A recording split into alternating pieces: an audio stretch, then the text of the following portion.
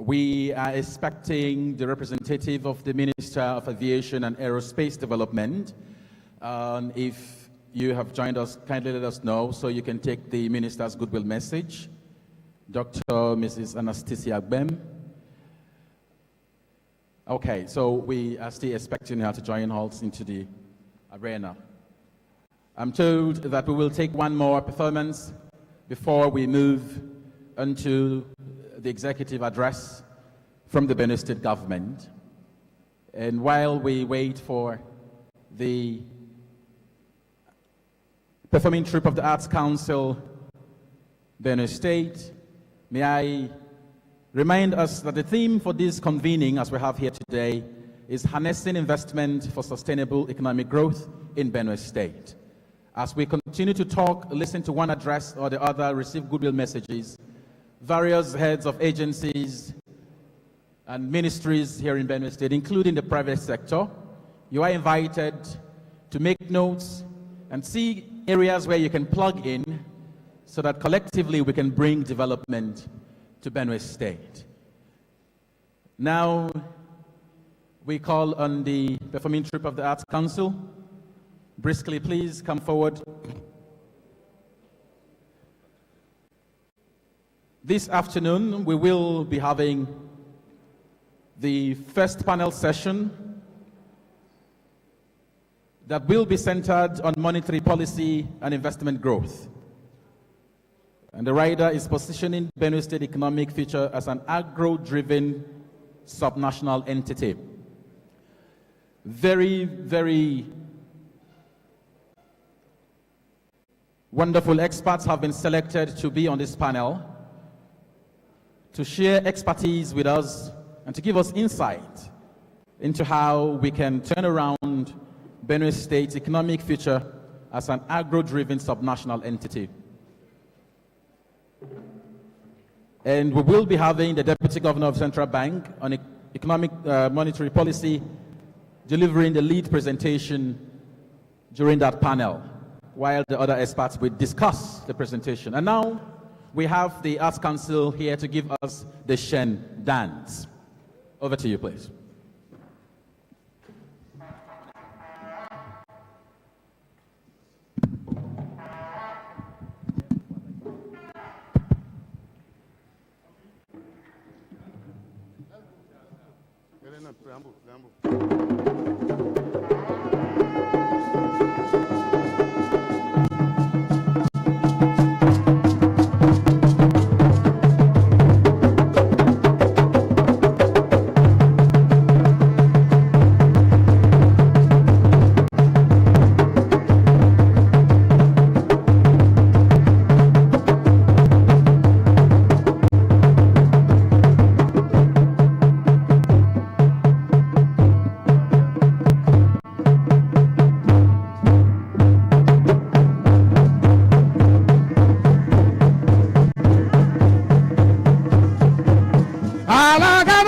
Ya we guado on do pela que qua eve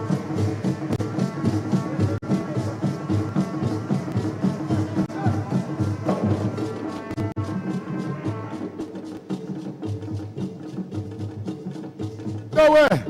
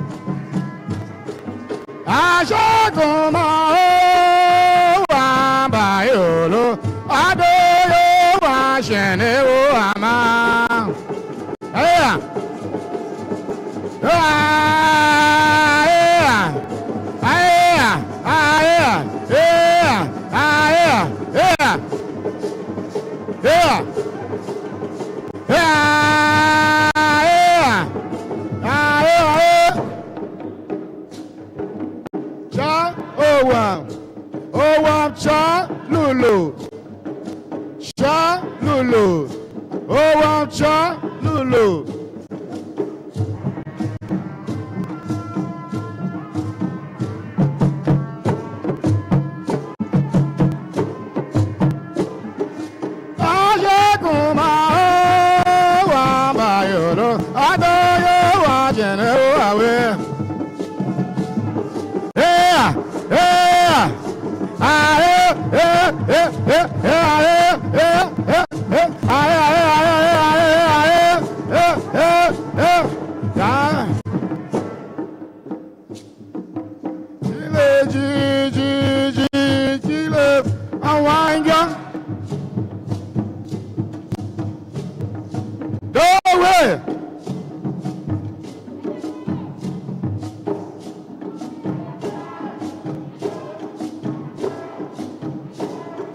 Hasho, me hasho, whatever.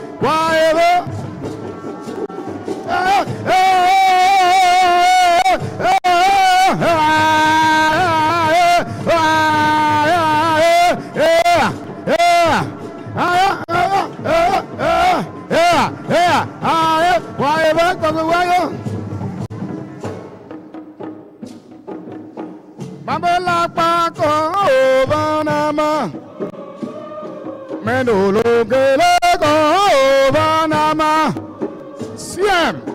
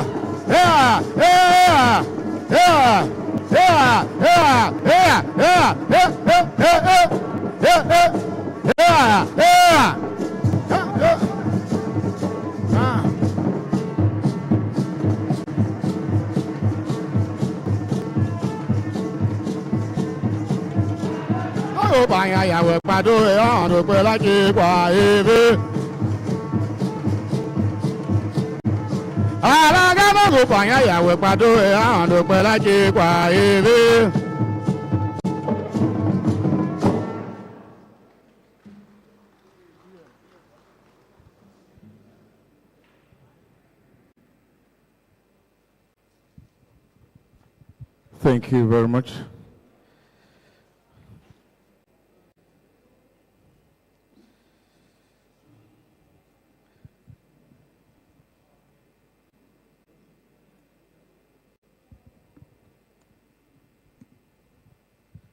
Distinguished invited guests, ladies and gentlemen, in the next few minutes, you will be listening to a lawyer, you'll be listening to an astute administrator. I've had issues and problems with lawyers of my own, because a lawyer is the only one who writes 1,000 pages of a book and calls it a brief.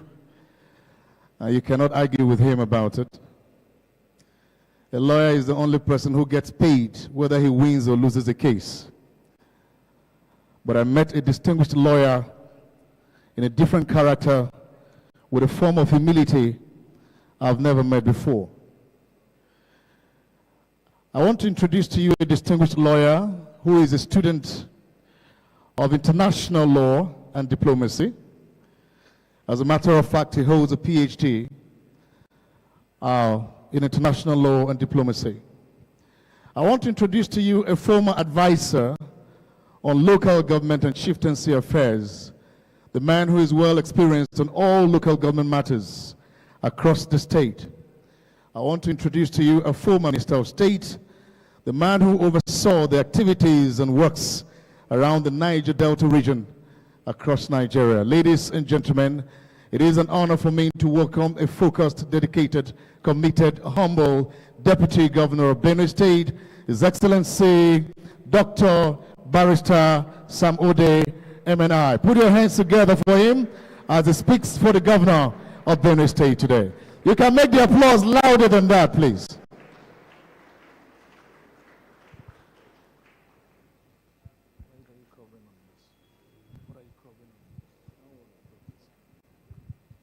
Ladies and gentlemen, please sit down.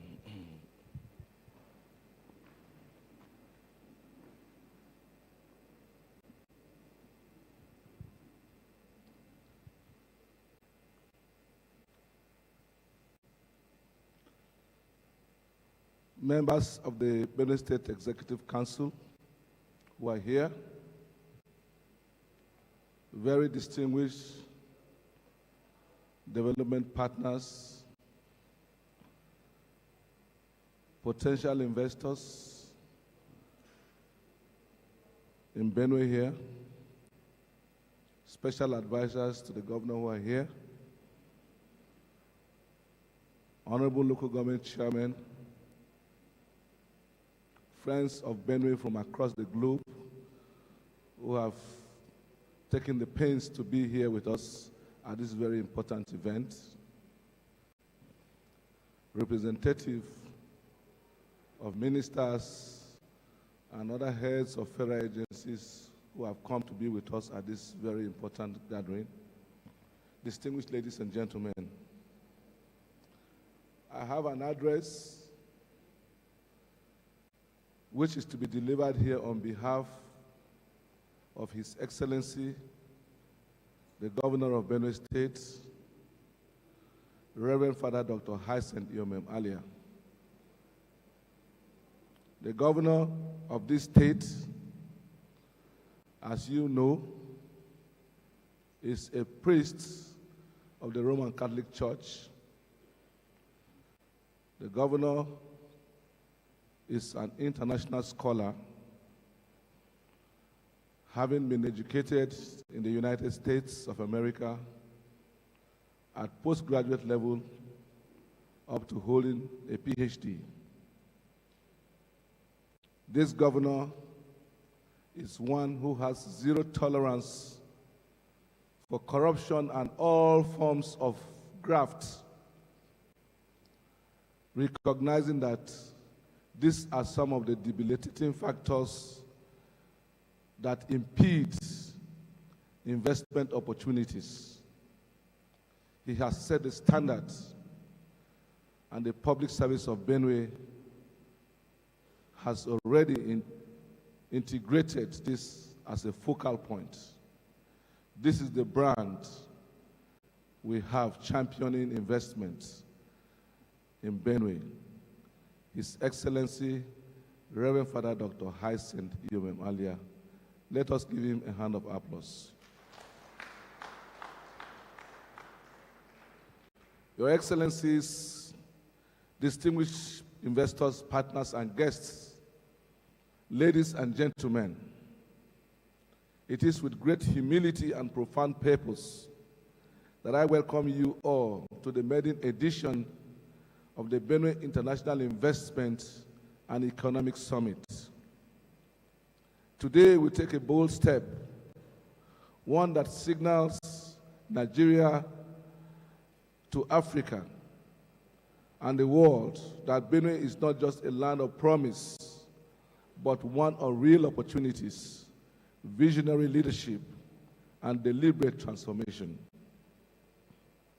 As governor of this agrarian state, I took office with a clear mandate from the people of Benue to rebuild trust in governance, reignite the aspirations of our citizens, especially our young people, and create a Benue that works for all, regardless of their background. What we are building today is not just a new Benue, but a Benue of our new dreams.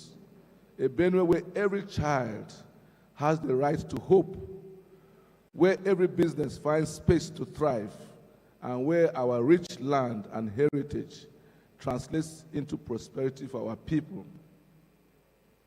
In a break from the past, we deliberately and intentionally have chosen to disrupt the status quo. We brought young people into the corridors of power, technocrats, people who are square pegs in square holes. This has given them meaningful responsibilities and entrusted them with driving critical components of our development agenda. This is because we believe that true progress must be rooted in vision, energy, innovation, and intergenerational inclusion.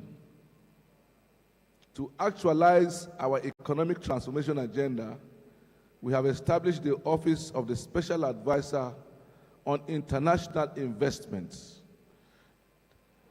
Gentlemen, today investors no longer have to navigate layers of complexity. We have created a single window of access and a governor-led response system that is indeed very effective and efficient. Our government is not competing with the private sector. We are working to provide a strong, predictable, and efficient environment where private enterprise can flourish. Our role as government is to deliver the infrastructure, the human capital, and the institutional stability that makes your investment secure, profitable, impactful, and progressive. We are undertaking massive infrastructural development projects and programs across the state, from rural roads to urban interchanges, bridges to electrification, industrial layouts to housing estates. We are laying a physical foundation for economic growth and urban renewal. Our vision is to connect farms to markets, workers to factories, and investors to great and effective opportunities. Ladies and gentlemen, this development opens space for joint ventures in housing, logistics, engineering services, and industrial real estate. In the area of digital governance, we are pushing Benue into the digital future, from e-procurement to digital land registry, automated tax payments to smart identification. We are building transparency, efficiency, and scalability into public service delivery. For investors in tech, data, cloud services, education technology, and digital finance, we can assure you that our doors are wide open. On health, we are reviving general hospitals across the state, expanding the state health insurance scheme access. The potential is here, and it is very, very clear. Investors can partner with us in the areas of diagnostics, pharmaceutical supply chains, hospital management, digital health, and mobile clinics. In the education sector, it is at the heart of our renewal. We are not just improving the quality of our basic education, we are building systems that will supply talent to a fast-changing economy. That is why we have established the Benue State University of Agriculture, Science, and Technology, a landmark institution positioned to train highly skilled manpower in agricultural innovation, science, engineering, digital technology, and enterprise development. This university is more than an academic facility. It is a center for agri-tech breakthroughs, innovation parks, technical incubation, and skilled workforce production. We invite investors to consider partnerships in campus infrastructure, research commercialization, student housing, digital content creation, and industry academia collaborations. Our industrialization agenda is gaining momentum. We are promoting agro-processing encouraging value addition, and identifying key zones for light manufacturing. Already, we are engaging with partners to develop industrial parks, assembly plants, and agro-allied facilities. As I speak to you today, a tractor assembly plant to boost agricultural production is already ongoing here in Makurdi. With abundant raw materials and a youthful workforce and a growing consumer market, Benue is ready for industrial takeoff. Our transportation sector is expanding and doing so at a geometrical progression.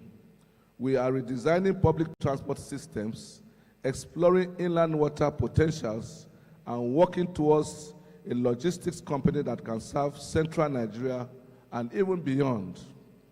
From bus terminals to haulage systems, ticketing solutions to fleet services, there are numerous possibilities for private sector participation in the transport sector.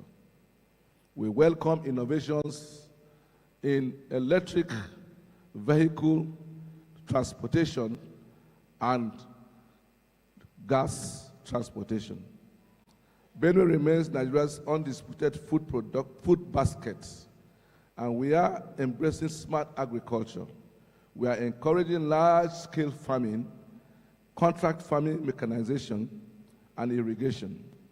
But beyond production, as a government, we are focused on processing, branding, packaging, and export.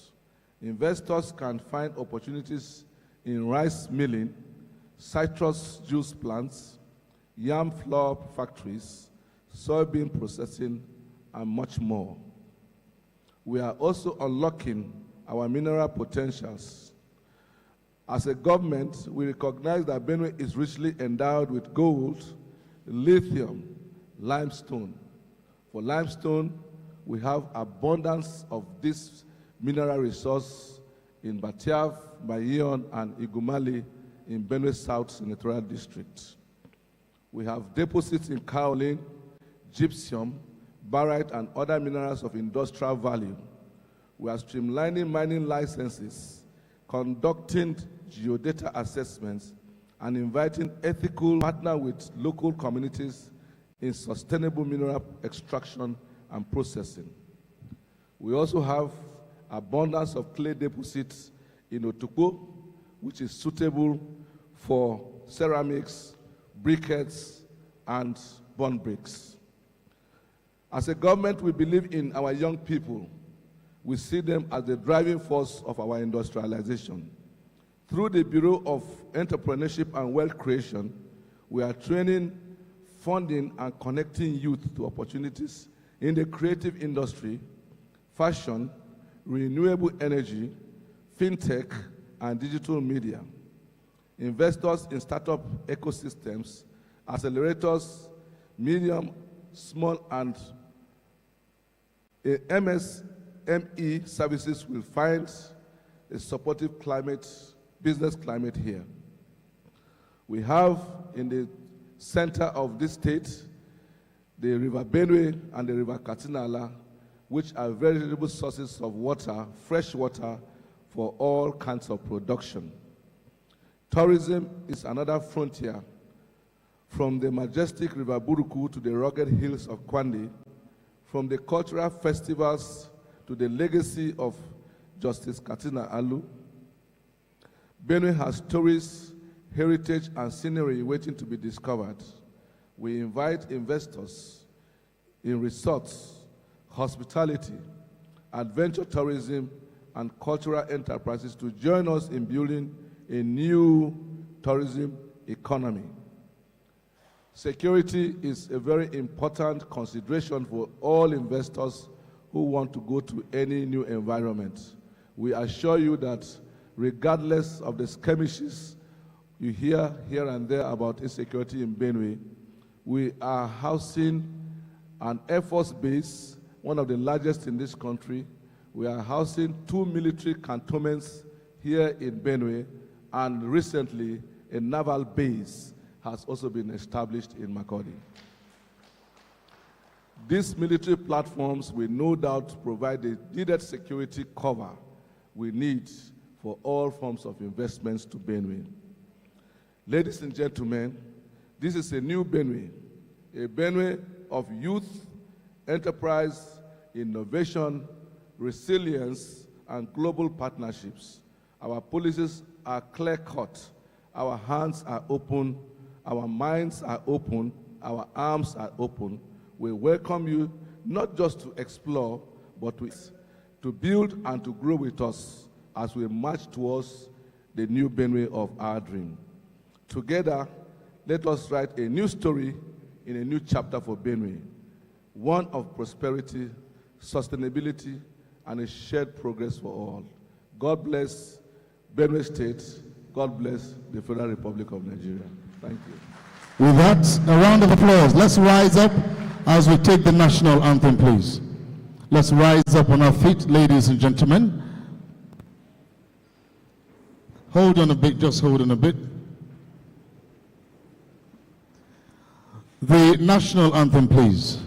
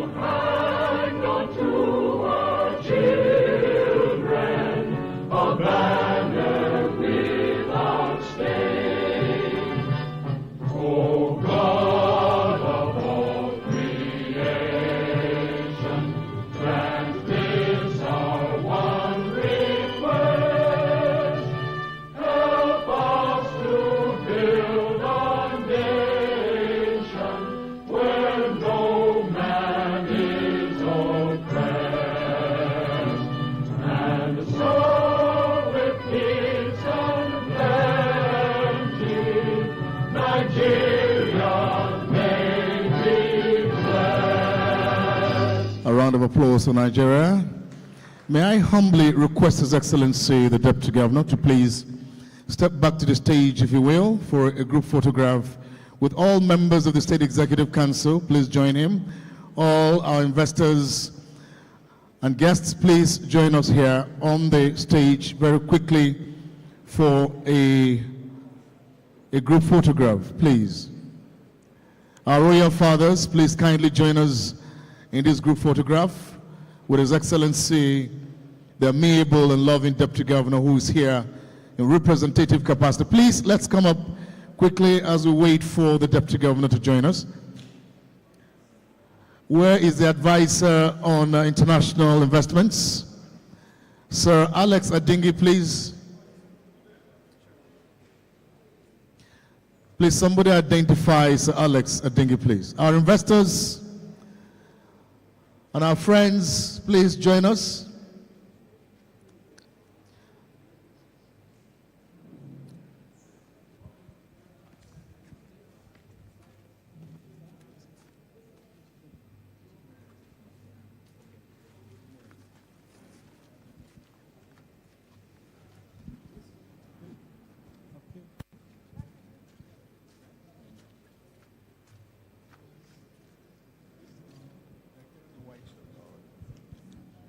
Photographers, you may want to hold on a little bit. Our royal fathers don't come in a rush like you may think.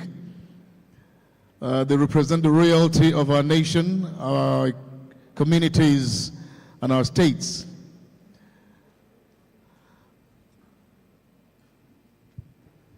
I'm sure they will flank us on both sides, one on the other end and one on this end. His Royal Highness the Tujechira II, a well-traveled, well-exposed, loving, kind-hearted man, Engineer Edward Ujege, and of course the two Lubi, both flanking the Executive Governor of Benue State, as represented by his deputy on this occasion today.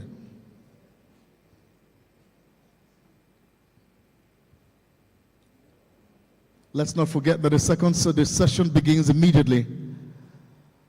As soon as His Excellency takes his leave, we'll begin with the technical session without waste of time.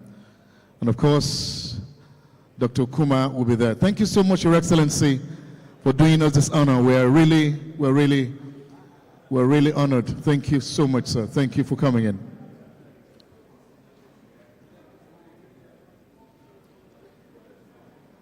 Dr. Kuma, please. All right. Jude, let's coordinate the people for the sessions to begin immediately. Our executive members, executive council members, thank you very kindly for coming in as well. We appreciate you deeply. Special advisors here are present.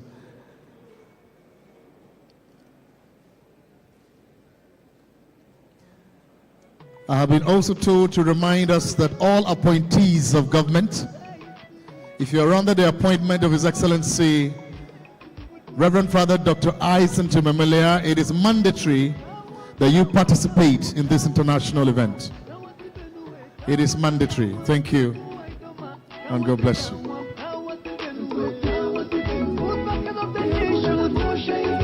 His Excellency the Deputy Governor will leave us now, but every other person is expected to wait behind for the continuation of this program.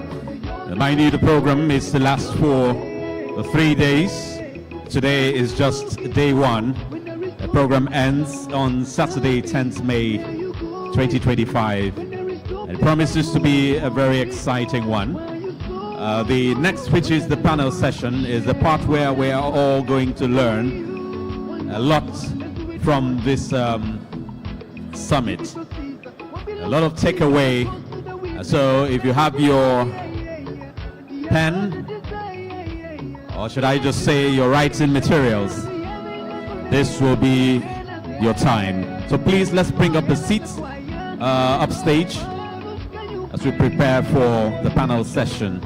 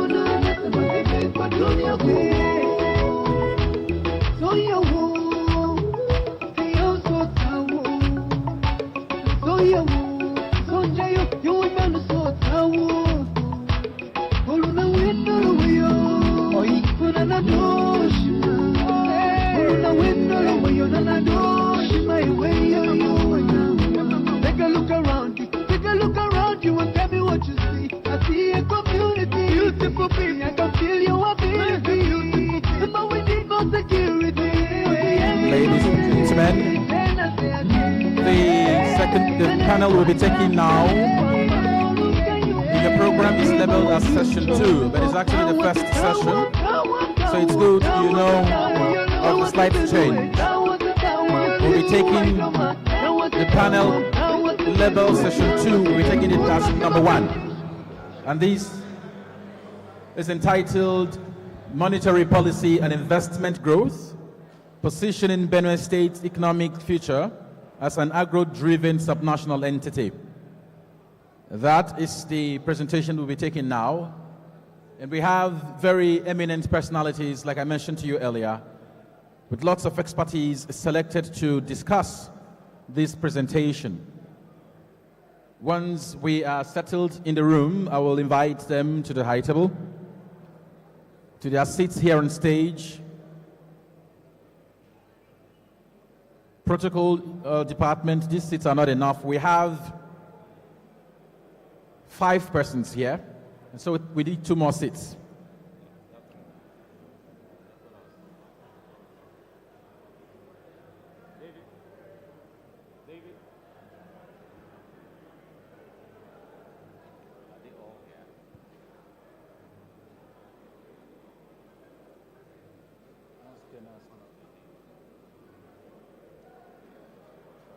On the panel this afternoon, ladies and gentlemen, we have the Group Managing Director and CEO of the Benue State Investment and Property Company Limited, Dr. Raymond Asumakaha, CFA. We also have on the panel the President and CEO of Bel Air Capital International Limited, Mr. Dan Ashieka. We have on the panel this afternoon Dr. Peter Ede, he's a lecturer from the Federal University of Abuja.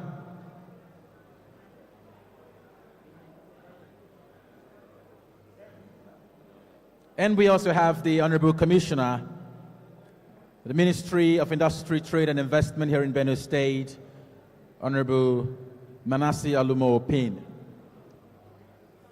These are the 5 personalities that we have discussing this presentation this afternoon.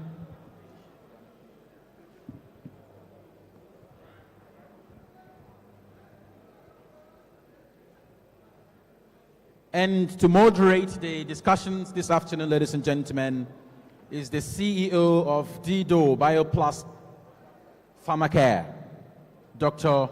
Monica Hemben Emulzeze.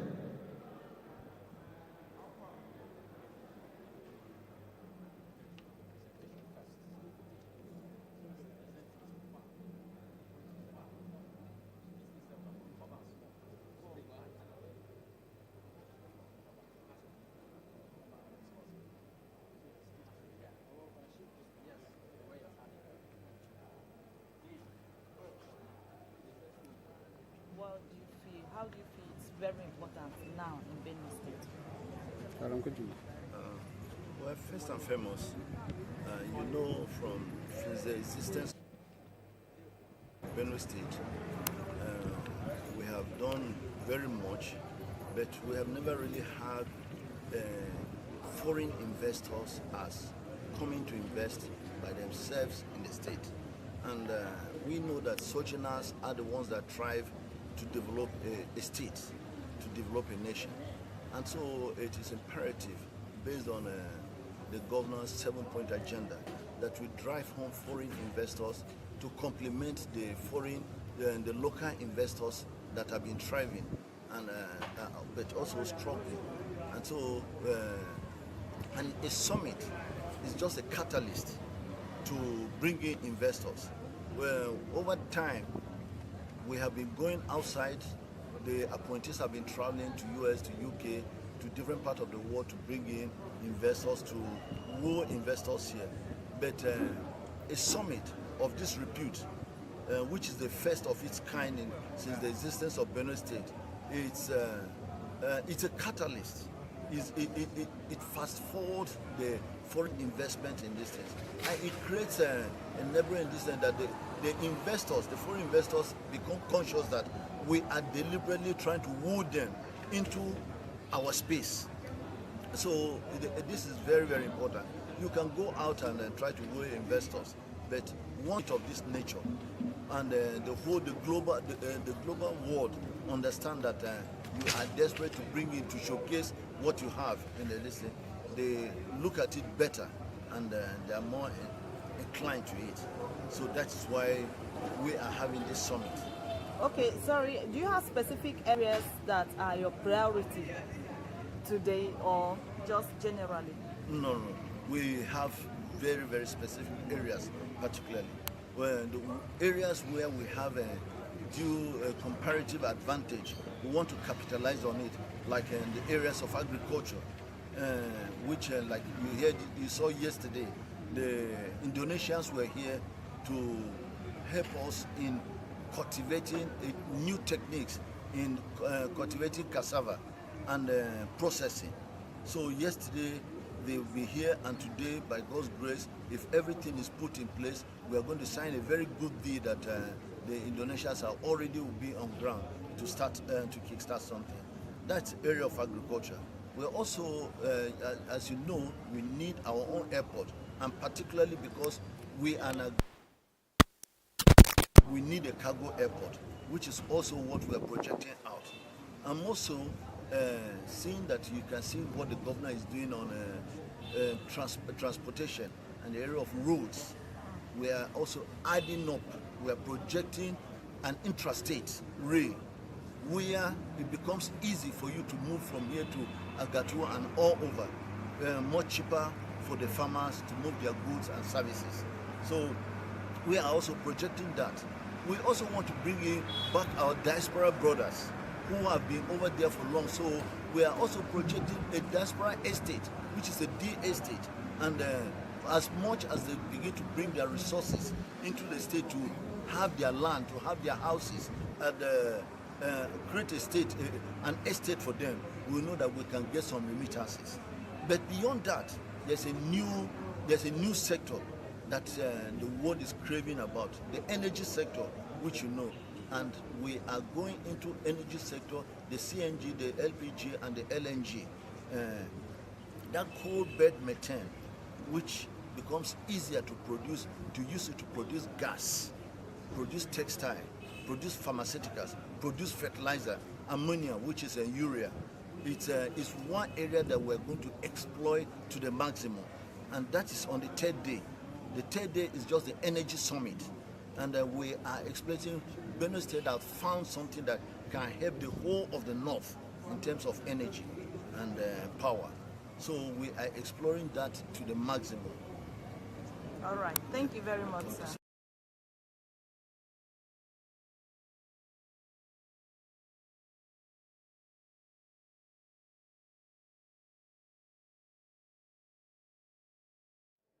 Prior to this, overseeing strategic, he served as Chief of Kaduna State, overseeing strategic initiatives and leading the Infrastructure Council, which coordinated economic and social across all 23 local government areas.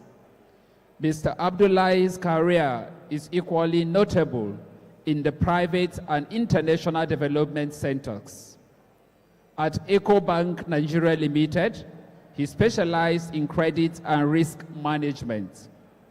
As a development economist, he was a member of the World Bank Expatriate Council and served as a policy advisor in the executive office of the then United Nations Secretary General, Ban Ki-moon, in New York. Earlier in his career, he worked as a senior economist in the office of the Senior Special Assistant to the President on Millennium Development Goals, MDGs, where he helped shape national economic policy and manage the conditional grants scheme. He was instrumental in directing debt relief funds towards achieving the MDGs. In addition to his public service, Mr. Abdullahi has contributed to various international organizations, including Atal Consulting, the Qatar Center, and the National Democratic Institute. With deep expertise across public, private, and international sectors, Mr. Abdullahi brings a wealth of knowledge and experience to his leadership roles, positioning him as a key figure in Nigeria's economic policy-making landscape. Distinguished ladies and gentlemen, I present to you the lead paper presenter for this session, Mohammed Sani Abdullahi, Deputy Governor, Economic Policy Directorate, Central Bank of Nigeria. Thank you. Thank you very much. Please, we'd like to crave your indulgence to sit down and listen to this presentation. We cannot have many meetings going on. This is a very serious activity that we're doing, a very intellectual activity. Photographers and vendors, please allow us time to listen to these presentations. Please take your seats.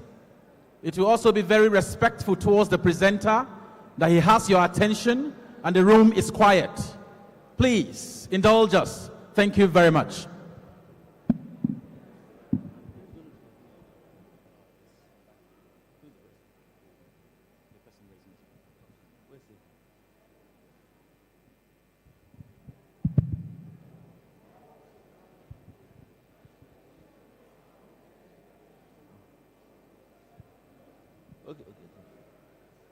Thank you very much, distinguished ladies and gentlemen.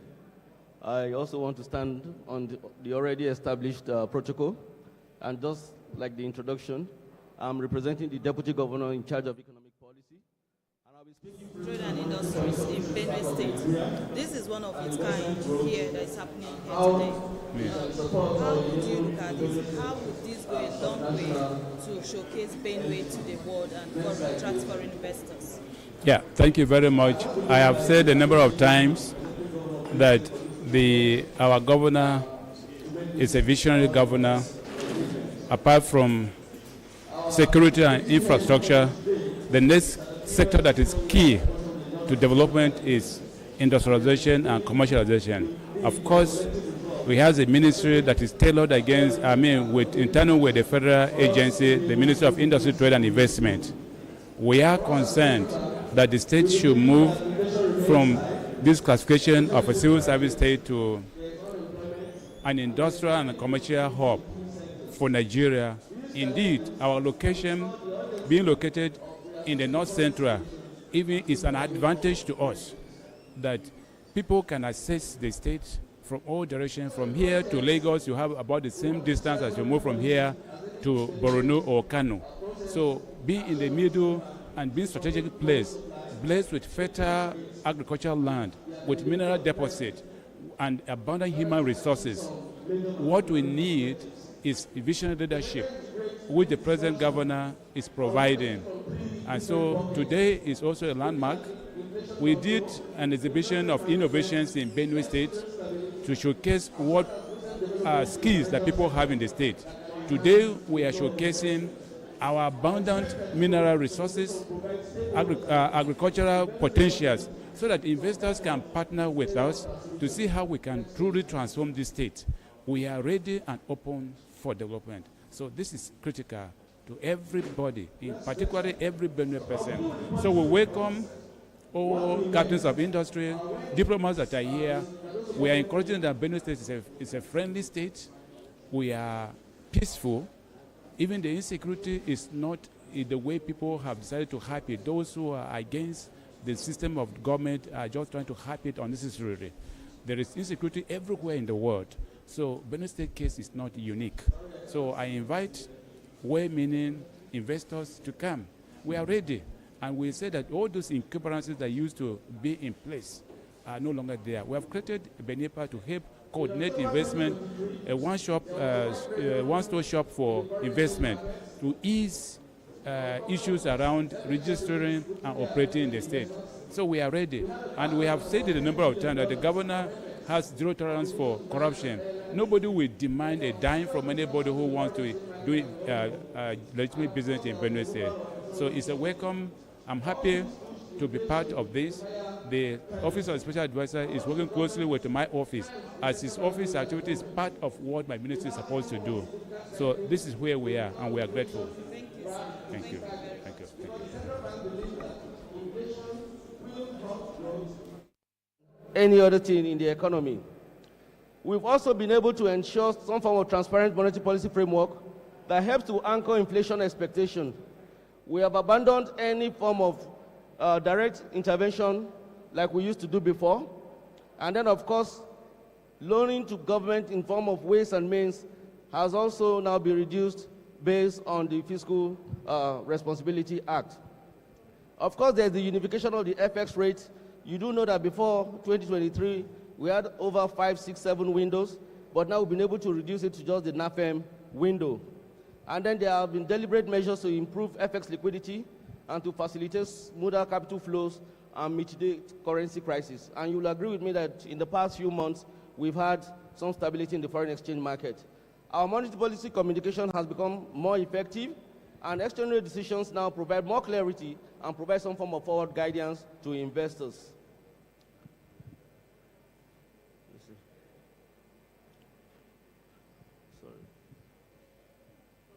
Okay. In terms of the reform agenda, we have looked at the area of exchange liberalization. So there is no longer some form of subsidy in terms of exchange rate provision. There are, of course, decisive monetary actions beginning from February last year. We've also seen the impact of the fuel subsidy removal and how it has also impacted the economy. And of course, on the fiscal side, there have been some form of comprehensive revenue mobilization in terms of even the review of the tax bill and all of that. In our own part, we've had some major shift in the conduct of monetary policy. Business expectation is now anchored on monetary policy actions.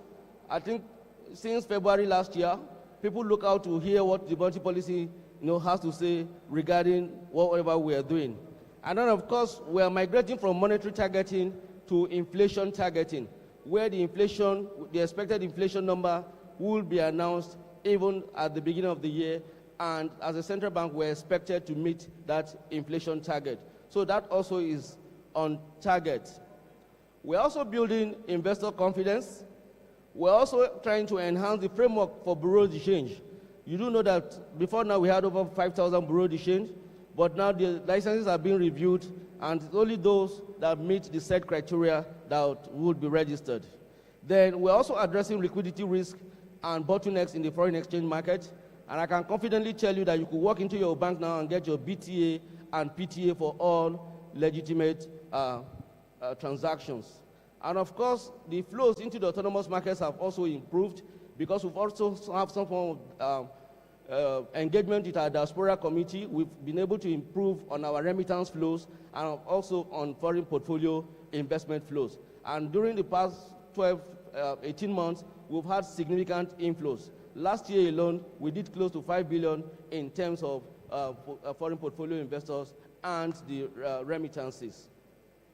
In terms of financial sector reforms, we're looking at new capital requirements for banks to enhance the banking sector resilience. President Tinubu has talked about moving to a $1 trillion economy. We need a banking system that will be able to support that 1 trillion economy. And so what the central bank is doing at the moment is to encourage banks to improve on their capital base of about 200 billion for banks that want to have international license, and of course for regional banks is about 50 billion. We're also strengthening our anti-money laundering window, and because we need to be out of the Financial Action Task Force list. And then of course the Basel III framework for risk management. Most banks in Nigeria are also enhancing